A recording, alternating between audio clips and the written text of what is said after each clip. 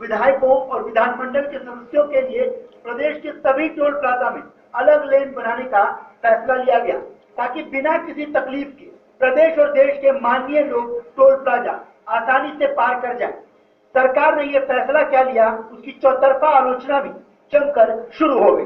विपक्ष तो पहले से हमलावर था, लेकिन लोगों ने भी इस फैसले को निराशाजनक बताते हुए ये कहना शुरू कर दिया कि पुरानी और इस नई सरकार में आखिर क्या फर्क रह गया।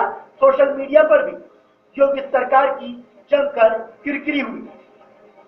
अलग से लेन बनाना ही अपने आप में एक बड़ा भारी क्रूर मजाक था और अब उनको अपने इस निर्णय पर वापस लेना ही था, क्योंकि इस तरह की बकवास पूरे देश में कहीं नहीं हो रही।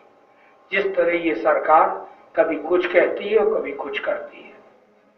वहीं चौतरफा अपनी फजीयत होते देख सरकार भी अब हरकत में आ गई और इस फैसले को वापस ले लिया गया।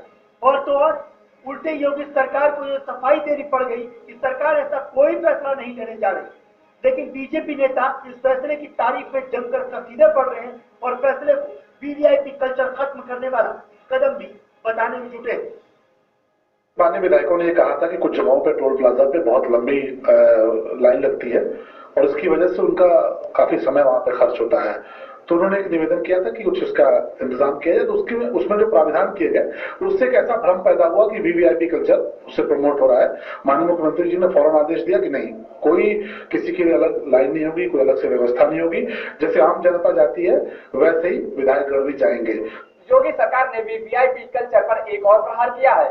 उत्तर प्रदेश में बने नेशनल व स्टेट हाईवे पर माननीय यानी सांसदों व विधायकों की धमक देखने को अब नहीं मिलेगी। लोक निर्माण विभाग के प्रमुख सचिव सदाकांत ने एक बाकायदा पत्र जारी कर यह स्पष्ट कर दिया है कि अब माननीयों यानी सांसदों या विधायकों के लिए टोल प्लाजा पर अलग से कोई लेन का निर्माण नहीं होगा। यानी साफ है कि अब माननीयों की गाड़ियां भी आम पब्लिक की गाड़ियों के बीच में ही टोल प्लाजा पर खड़ी होंगी। कैमरा पर्सन संजय जायसवाल के साथ Yogesh Pandey, okay India news, Lucknow. और इसी खबर पर ज्यादा अपडेट के साथ हमारे